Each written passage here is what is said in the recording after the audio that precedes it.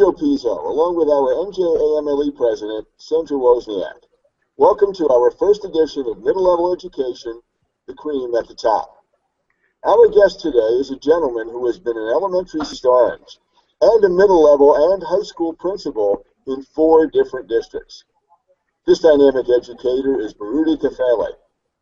He's the recipient of the National Alliance of Black School Educators Hall of Fame Award, the New Jersey Education Association Award of Excellence, and the Milken National Educator Award. According to his website, Kafele is one of America's most sought-after speakers for providing effective teaching and school leadership strategies toward transforming student attitudes and firing up teachers and school leaders toward taking their practices to higher levels of excellence.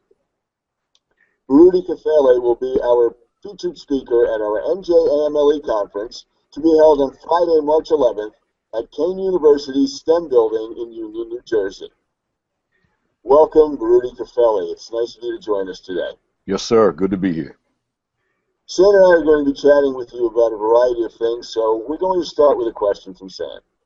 Yes, welcome and thank you again for attending. My first question is a basic one. What inspired you to become an educator? What inspired me to become an educator was my experience between just getting to Kane University, which is where the conference will be held, and my initial experiences at Kane University. I came into Kane pretty much unfocused, lack of aspiration, not knowing what I wanted to do. And I stumbled on some books, just in my casual reading, that gave me direction, that woke me up, that told me exactly what it is I wanted to do. So from that point on, I knew I wanted to be a teacher. I knew I wanted to impart information. I knew I wanted to share information, knowledge with young people. So once that decision was made, I haven't looked back. That's what I've done. I've worked in the field of education since 1988, but in terms of my thinking, probably since 1985. Baruti, what do you believe is your greatest challenge in the education process and the greatest challenge in the state of New Jersey as well? I think that when I look at New Jersey, but when I look at beyond New Jersey, just in the work I do and working with districts literally all over the country, one of the biggest challenges that we face is how do we make the question of how do we make learning relevant to the learner? How do we get youngsters to embrace our message every day? How do we get youngsters to see themselves in the equation, see themselves in the lesson, see themselves on the page of the textbook, of the lesson every day? I think that's one of the greatest challenges that we have. So when I think about my own background as being an urban educator, but also the work I do in rural school districts where you've got large numbers of children who are Black and Latino or other children of color, I'm looking at a typical curriculum and instruction and saying, how do we take this generic document, this curriculum, this generic lesson that emanates out of that curriculum and make it relevant to every learner in the classroom? How do we make it culturally responsive to the learner? So I think that as educators, from the top all the way to the classroom, we got to look at how do we ensure that our message is one that a kid, regardless of his socioeconomic background, his experiential background, how do we make this lesson one that kid is just willing to embrace? A message or a lesson that a youngster says, I see the relevance in this. I see myself in it. I see that this is something that I could use, I could incorporate to help me get from point A to point B. So that's one of the biggest challenges that I find just in my interaction with teachers, again, that they face all over the country. How do I make my lessons relevant to my students? Sam, you and I have had this discussion a lot, and we look at the whole idea of standardized testing, and we think about what you're saying in terms of relevance and cultural connections and building that sense of family within a school district. So what place does standardized testing hold in the education of students? Well, when standardized testing, it's like, I call it a necessary evil. It has to occur because there has to be a way of measuring achievement. But when we start doing all this over testing and just test, you know, I get and I understand fully formative assessments. But when we get to a point where every day a kid is being assessed in some subject area, or every week a kid is being assessed, at what point as student am I going to fall in love with that? See, there's got to be something about school that I love, something about school that I deem as fun, stimulating, engaging. And there's nothing about me taking a test, whether it be a pencil paper test or a computer-based test, that's going to be a fun process every day, unless I'm just this highly competitive kid that I want to conquer this test every time they administer it. And that kid is going to be so few and far between that just looks forward to conquering the next test. So there's a necessity. But as the new Commissioner of Education said recently, within the last 2 or 3 weeks, they're going to cut down on the number of tests that are required, so that learning can become once again fun, engaging, stimulating, and the word I used before, relevant and responsive, as opposed to just test.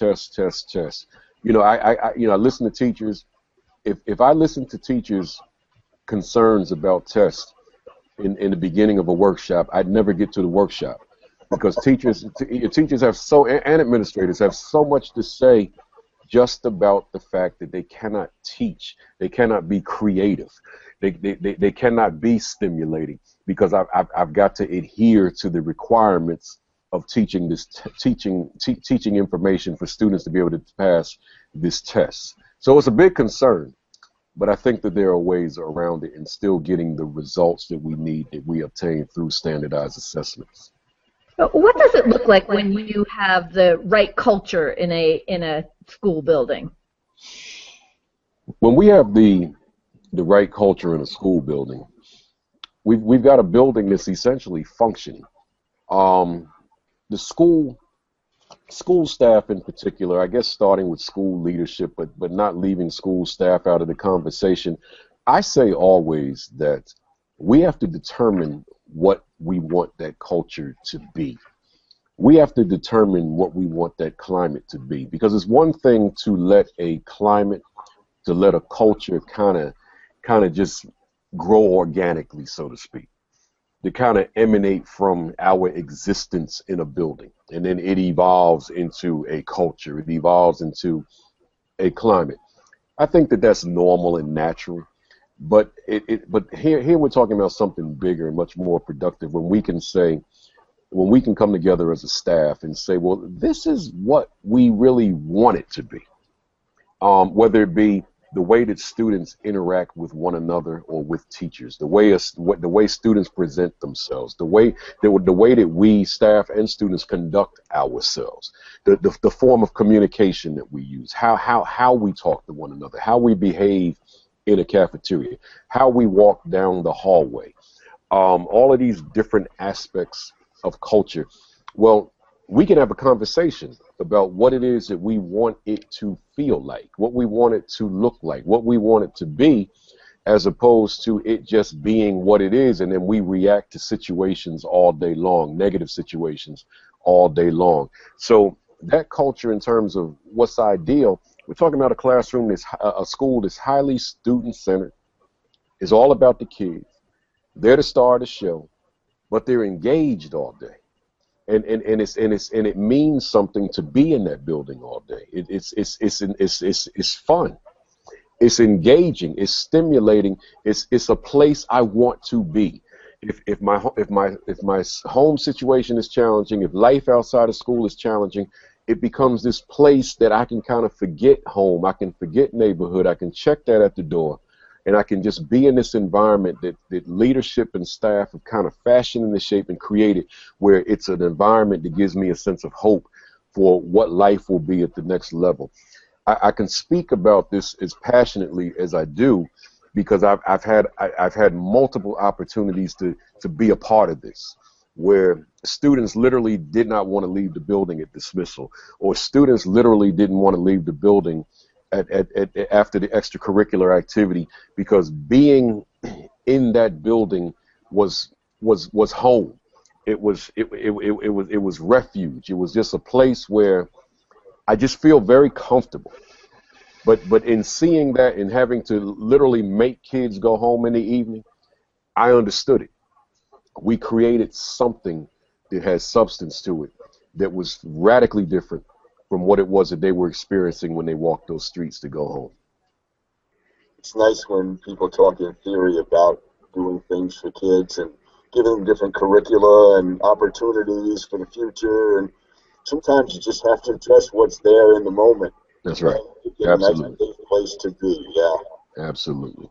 Let's talk a little bit about your book, if I may, The Principal 50 Critical Leadership Questions for Improving School-Wide Excellence.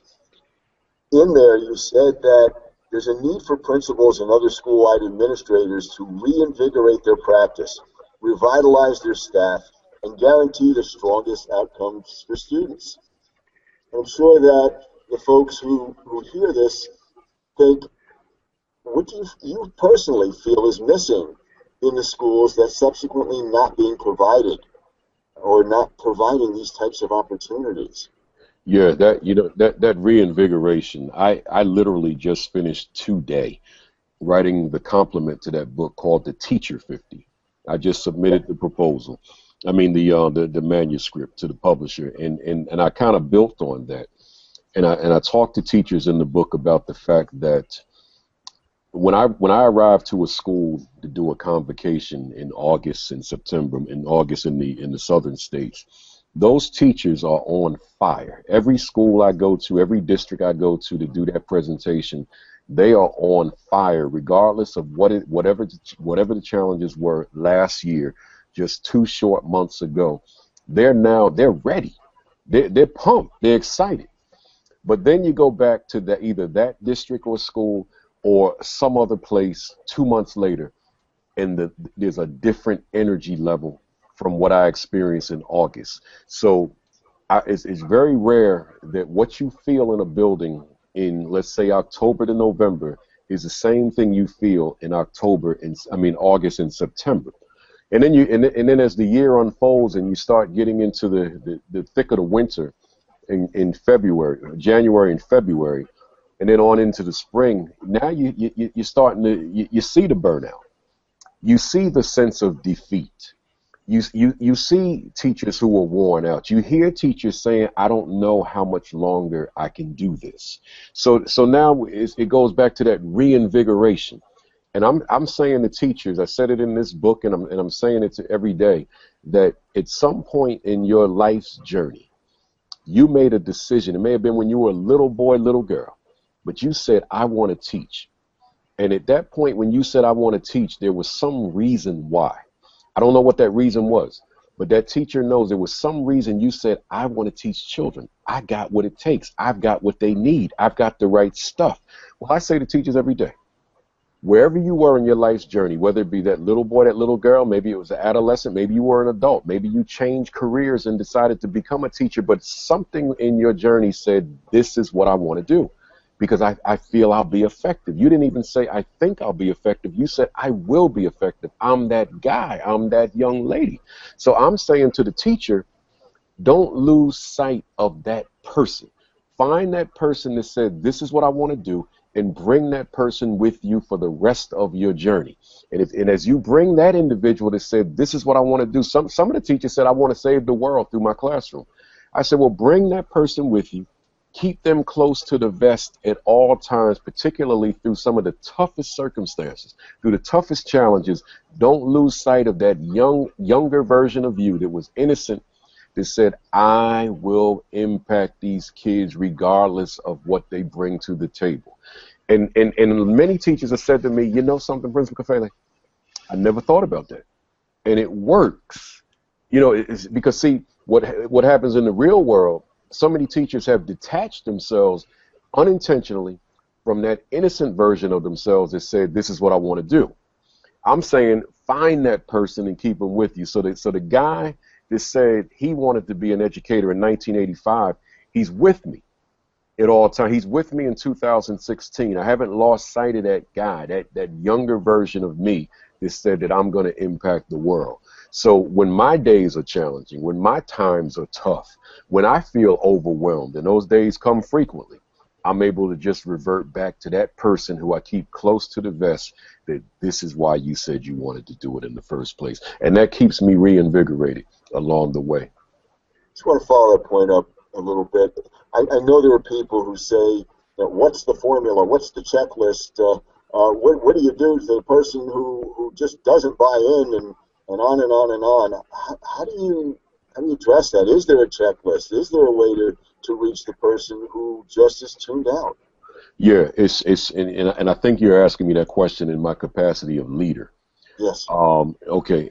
Your question is probably the most common question that I'll receive in a Q&A. Mm-hmm. It's almost like that's the elephant in the room that nobody wants to address. Right. That person exists probably in all buildings, and I say that and it's a conversation that I typically want to have with other administrators, where I say to them, you cannot address that person in your staff meeting. You cannot address that person in your staff bulletin. That blanket statement that you make to those folks who are not on board with you, you can't get them on board by way of 75 to 100 people. That's that person in particular that you've got to formulate a bond with.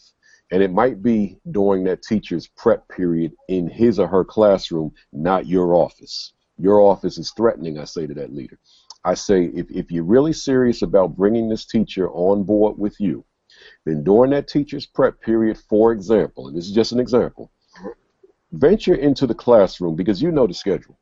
You probably created it. So venture into that teacher's classroom with a smile and with all the best intentions. Have a seat in the student's desk.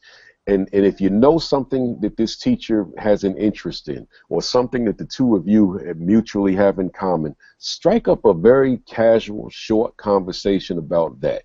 Maybe yesterday the Super Bowl had happened, and you know this teacher probably watched the game. Go in there on Monday morning and just talk about the game. That's all. Don't talk about the issue at all. Just have some short conversation about the game, or some short conversation about one of those commercials, or some short conversation about the halftime show, or something related to that game. Have about a 5-minute conversation. Keep a smile on your face. End the conversation in about 5 minutes. Give the teacher a high five and tell the teacher have a great day, and never get into the issue. That teacher now, at that juncture, is thinking, wow, that was a good conversation. And now principal, I'm saying, or administrator, now tomorrow, Tuesday, go to that teacher again. Follow up. Don't leave it there, because you got to get to that where you got to get to. So now have that follow-up conversation. Maybe you find something else that you guys can mutually talk about, or you build on yesterday's conversation. Keep it short. Keep it brief. End of the conversation. Hey, teacher, you have a great day. Good talking to you. Got that smile on your face. Now you're building a bond. You're establishing a bridge. And now third day, one more day, this loose, casual conversation. Day 4, maybe you'll skip a day. Day 5, delicately, gently ease into the topic that you need to discuss. Because now you got trust. There's trust that you've established over the past several days. There's a little bond there, and the teacher probably said nice things about you to somebody. Now you're in position to have that conversation. And now that teacher is much more receptive to listening to what you've got to say, because you built a bridge. Now, as I say to teachers, administrators all the time, I say, administrators, no theory here. I say, this is how I was able to win those teachers over who were going against the grain. I had folks in the building that just did not care for what I stood for, who had been in this thing so long they were burnt out. I said, yeah, I could beat them up in a staff meeting. I could beat them up through a bulletin, but who's that going to help? Nobody. I said, but I could also carve out time in my schedule to spend 5 minutes with this teacher. And I spent those 5 minutes. And next thing I knew, some of those teachers, because I'm thinking about them right now, one in particular became my teacher of the year in 2 years as a result of a private 5-minute conversation on something that had nothing to do with education. So it's just a matter of having good people skills. You know, one of my favorite books ever written, Dale Carnegie, How to Win Friends and Influence People. Yes. One of the most valuable books to my practice and to my life that I've ever read. How to communicate and deal with people. So as a principal, I'm dealing with people. Well, I can't be, although I'm the one, I'm looked upon, the boss, as kids say. Well, I can't be perceived as boss by my staff. I need staff to see me as a part of them, as instructional leader, as a resource, as a source of encouragement, as a source of information, as a source of inspiration. But if I'm going around that school beating up folks, there's going to be a constant, perpetual wall between us. But if, on the other hand, I use those skills that I learned to communicate and build bridges and build bonds between us, then I'm going to have a staff that's going to go the extra mile for me every day. So that's what that's really all about. Thank you.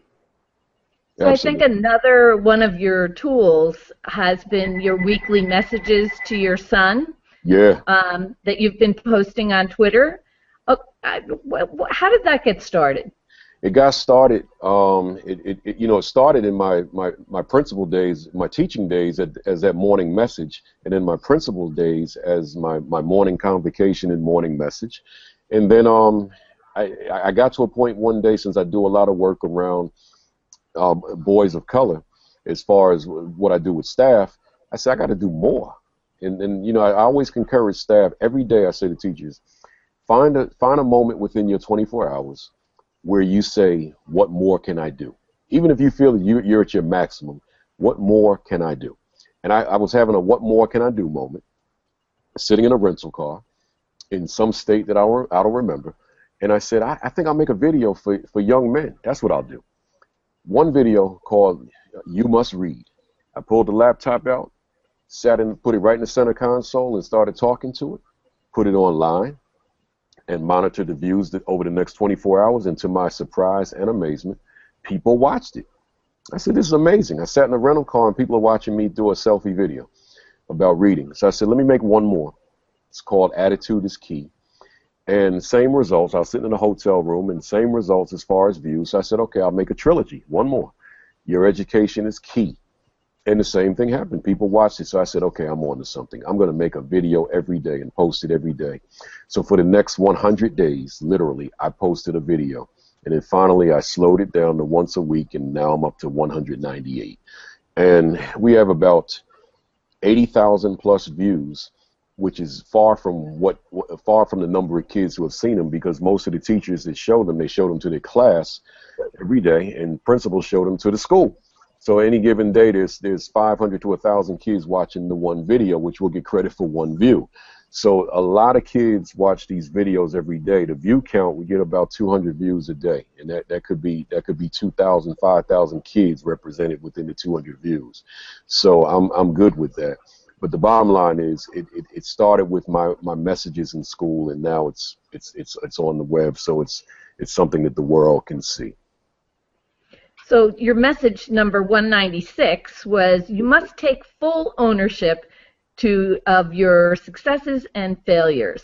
Do you think that statement applies to today's educators also? Yeah, absolutely. You must take full ownership of your successes and failures. Even though that's in a video, it's something that I say to staff and leadership every day when I'm out on the road as well. That it's easy for us to own up to the successes. When a kid does well, yeah, that's because of me. I did the right. I brought the right stuff. That's easy. But when they fail, that's the challenge. When they fail, or when something goes wrong, when kids fight, when kids don't say the right things, are we willing to own that as well? Are we willing to personalize that? And I always say, a large part of what made me successful in this business was by me taking ownership of the things that I really didn't want to own. When a kid fought, when kids fail, when a whole class failed, I had to look at me. That's you, buddy. That's not them. That's not their parents. That's not their community. That's not the music they listen to. That's you. There's something you did wrong that you need to fix very quickly. So I say to us, it's easy to let ourselves off the hook and to blame them, but we become so much more proficient. We become so much more effective when we're willing to own it. We don't have to tell a soul that we're owning it. This is not a conversation that we have to have with our evaluator of record that I'm owning all failure. We don't have to have that conversation. This is just a conversation between us and the person in our mirror. That's all. It's a private conversation between us and that person in the mirror to say, you've got to elevate your game. That's all it is. Now, we're excited that you're coming to our NJAMLE conference on March 11th. You're going to be our keynote speaker, and there are folks, as I'm sure you know, who saw your name and signed up immediately. I mean, that's a blessing. I appreciate that, and it's it's going to be great to be back at Kane, which is the university that produced me. I wear Kane on my sleeve because when I reflect back on it and thinking about my years and the time I wasted and the schools I could have gone to had I been more focused. But I wound up at Kane, and Kane got me to where I'm living my dream. So it would be nice to get back to Kane and speak there at the school that produced me in the first place. I'm sure there are teachers who are going to see this who are kind of on the fence, wondering, should I go to this conference? Maybe I shouldn't. What can you tell them to encourage them to come out to hear your message and to network maybe with some other educators as well? Yeah. Well, I mean, I encourage teachers all the time to attend conferences. I know more teachers that don't attend conferences than I do teachers that attend. And professional development, and again, just finished writing about it today. Professional development has just got to be a part of our practice. And when I say our practice, I mean daily. And that includes conferences, workshops, and institutes, and even webinars. So I encourage teachers, come on out to the NJAMLE conference. I attend the national conference literally every year. I've been speaking at it for about the past 8 years consecutively. And it's what a great conference that is. So the state conference, New Jersey State Conference, I know is going to be equally as great. So I encourage teachers, come on out. Certainly come on out to hear me. I'm going to plug myself, but also come on out and hear all the other presenters, and again, networking with other educators from throughout the state of New Jersey. New Jersey's got some great educators here. I know a whole lot of them. Come on out and network with middle-level educators in New Jersey and hear from the presenters who are going to be there. It's going to be a phenomenal day. Baruti Kafele, thank you for taking some time today out of your busy schedule to chat with us and to give us a little insight into not only what you believe, things that should be happening in classrooms and with educators, but also a perspective on what education is today and maybe what it can be in the future. Absolutely. I appreciate the opportunity. Thank you so much. And middle-level educators, be sure to join us at Kane University in Union for an inspiring professional development and networking conference. Be energized and get fired up by our keynote speaker, Baruti Kafele, and be inspired by our marvelous assortment of workshops and special presentations, and take the time to network with colleagues and dear friends. Thank you, one and all, for joining us today on our first edition of Middle Level Education, the cream at the top. For NJAMLE President Sandra Wozniak, I'm Joe Pizzo. It has been a pleasure.